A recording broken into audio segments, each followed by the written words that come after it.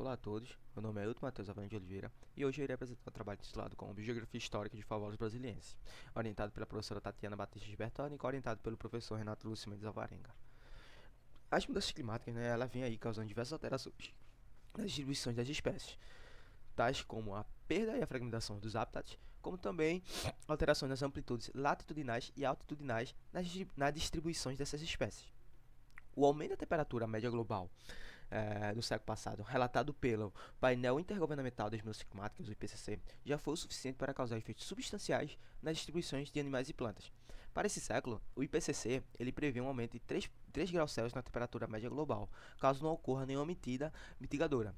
Com essas possíveis mudanças no clima, diversas espécies elas passarão a mudar suas áreas de distribuições geográficas em busca de ambientes mais frios, levando aquelas espécies menos adaptáveis à extinção. Entender como essas mudanças climáticas irão mudar a distribuição das espécies é uma das aplicações da modelagem de distribuição de espécies. A modelagem ela vem sendo utilizada com diversos objetivos, tais como identificar áreas prioritárias de conservação da biodiversidade, sugerir a conservação de espécies raras e ameaçadas, indicar a perda de biodiversidade, como também prever os impactos das mudanças climáticas. A modelagem, resumidamente, ela consiste em uma abordagem que utiliza os dados de ocorrência de uma determinada espécie, mas um conjunto, de variáveis climáticas para identificar as condições ambientais que predizem a distribuição da espécie alvo ou espécie de estudo. A modelagem ela pode ser utilizada ali para estimar a distribuição das espécies, fazendo projeções do passado, do presente e do futuro. Dentro do reino Fuji está presente o filo Basgimicota, sendo o segundo filo, com maior número de espécies já descrita. Dentro desse filo inclui a ordem Polyporales, E dentro dessa ordem Polyporales, ela inclui o gênero Favolus. O gênero Favolus, ele apresenta ali 30 espécies distribuídas mundialmente. Grande parte de seus representantes eles são generalistas e causadores da podridão branca, ou seja, eles degradam tanto a celulose como a hemicelulose e a lignina também. Eles apresentam importância ecológica, etnobiológica e biotecnológica.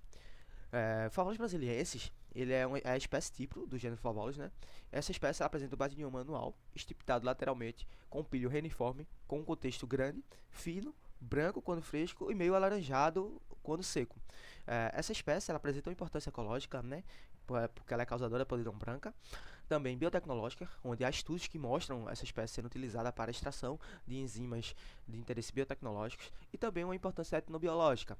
Ela, por se tratar de um fungo comestível, para os Yanomamis ali, aqui no Brasil, eles utilizam essa espécie como também fonte de alimentação, uma fonte de alimento, Para eles essa espécie ela é conhecida como Aikasoamo ou Aikasamu, mas não só os Yanomamis utilizam essa espécie como uma fonte de alimento. Também tem outros grupos étnicos também, como na Venezuela, enfim.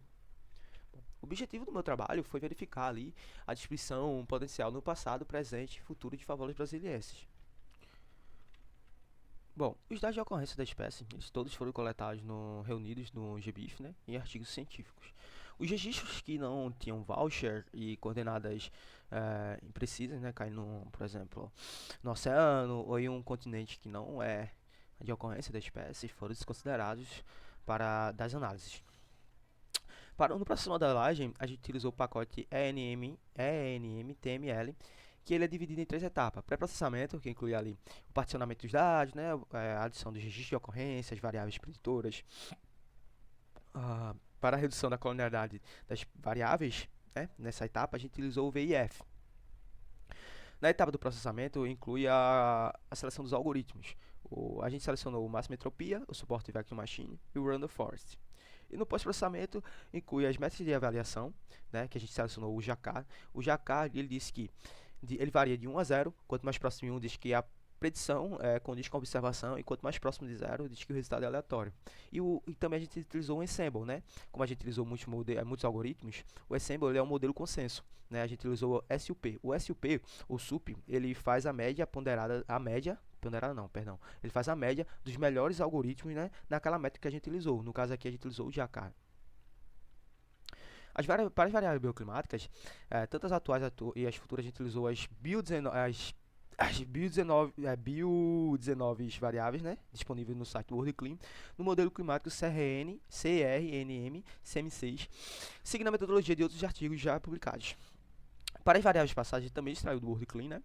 Só que na versão 1.4, e a gente utilizou o modelo climático CCSM4, CCSM4, seguindo a metodologia também de outros artigos já publicados. As futuras a gente utilizou no intervalo de 2061 a 2080, né? Em 3 caminhos socioeconômicos compartilhados. O 126, que é o otimista, que a gente vai considerar o otimista, né? O 370, que é o intermediário, e o 585, que é o pessimista. Todas essas variáveis elas foram utilizadas em uma resolução espacial de 2,5 arcos por minuto.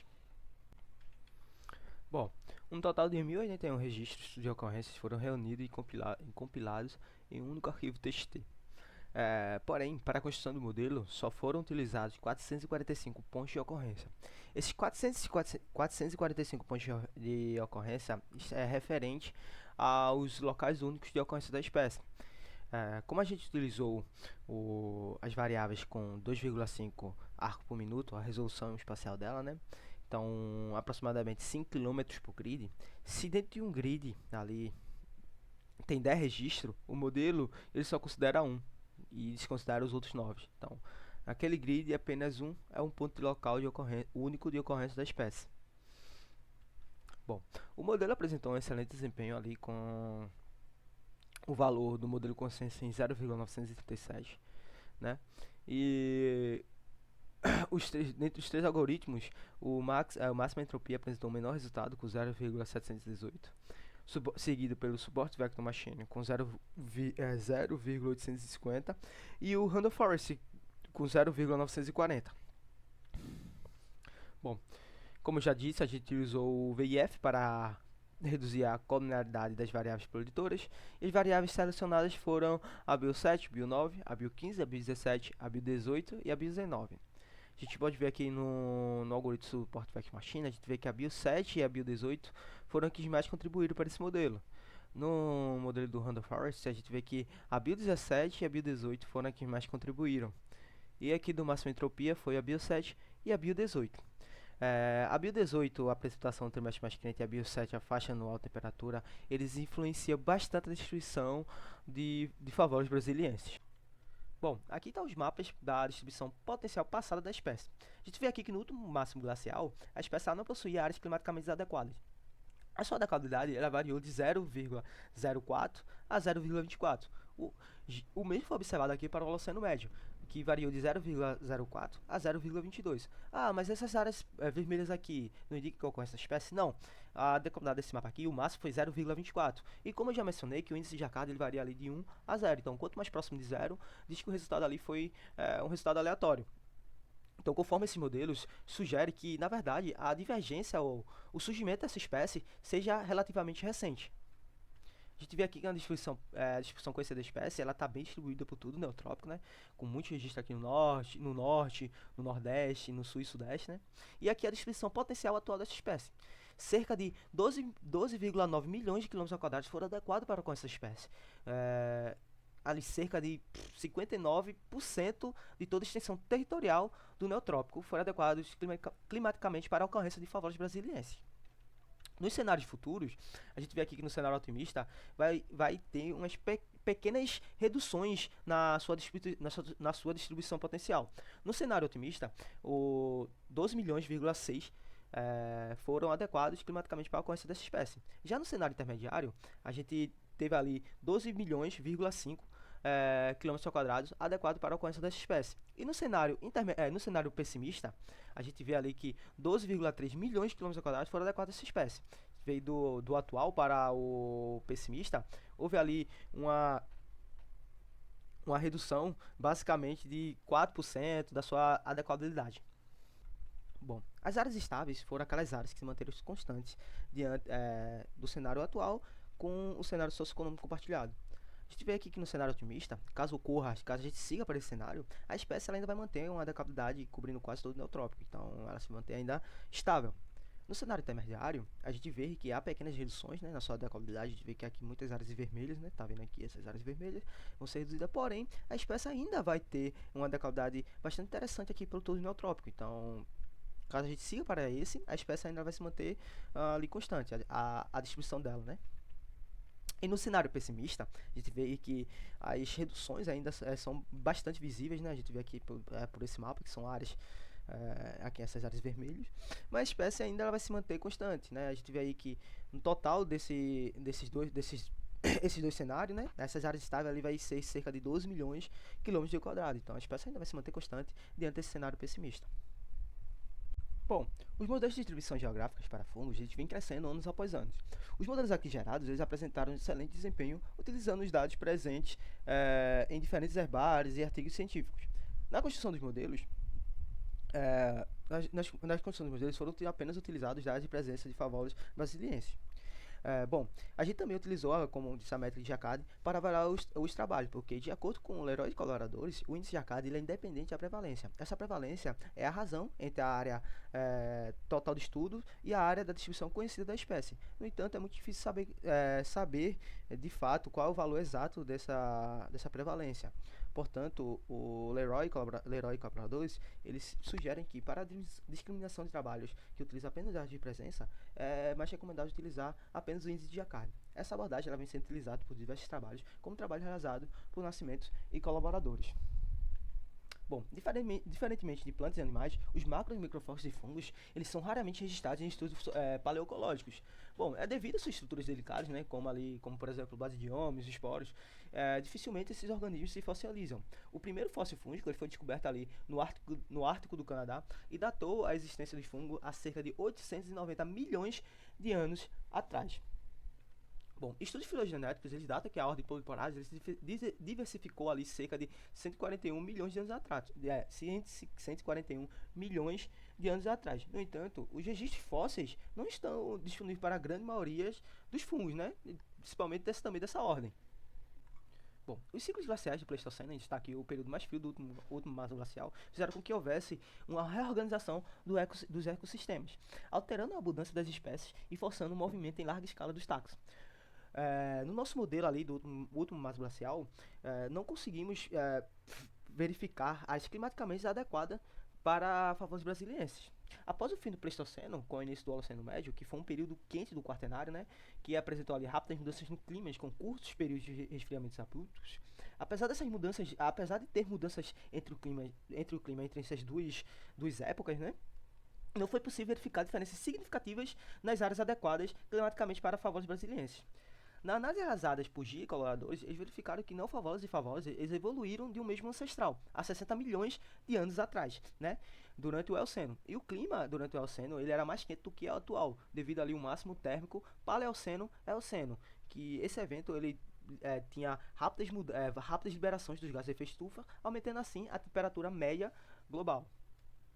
E Favolos ali teria surgido há 46 milhões de anos atrás.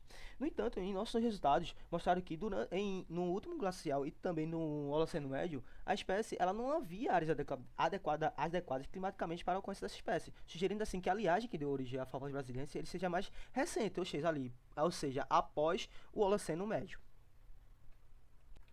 Bom, as prováveis vias de dispersão de favores brasileiros pleonotrópica ainda são desconhecidas. Embora, conforme o modelo, é provável que a espécie ela tenha preferência pelo clima mais próximo do atual e que, na verdade, sua distribuição conhecida seja mais ampla do que foi apresentado na imagem em uns slides anteriores. Pietras e colaboradores, eles verificaram, né, que as condições climáticas afetam a produção dos basidiomas, especialmente a precipitação do mês mais seco para a classe aquária. No entanto, para favores brasileiros, os valores da precipitação do trimestre mais quente foram fatores decisivos que influenciaram a alcance dessa espécie. As alterações que ocorrem na precipitação durante o crescimento vegetativo dos fungos são um fator crucial que afeta a produção do basidioma de fungos comestíveis. No entanto, para favores brasilienses, né, é provável ali que ela não encontre grandes alterações tanto na sua distribuição como na produção do basidioma ao longo dos anos. Com base no cenário das mudanças climáticas mais pessimista ali, é possível observar que há uma pequena contração da sua distribuição, da sua adequabilidade ali naquele cenário.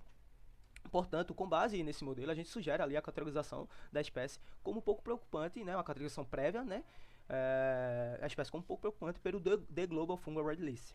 Bom, as ferramentas de modelagem já são úteis para analisar e estudar a distribuição de uma espécie, né, e os resultados eles indicaram que no último máximo glacial e no Holoceno Médio, favos brasileiros não apresentavam áreas climaticamente adequadas, e aqui a divergência dessa espécie seja provavelmente mais recente do que o Holoceno Médio. O estudo também indicou que as mudanças climáticas não afetarão significativamente a distribuição futura dessa espécie. Bom, aqui estão as referências, os meus agradecimentos ao LabB, ao UFPE, à FACEP, à CNPq, à CAP e também a toda a comissão técnica aí do EPEM. E obrigado a todos.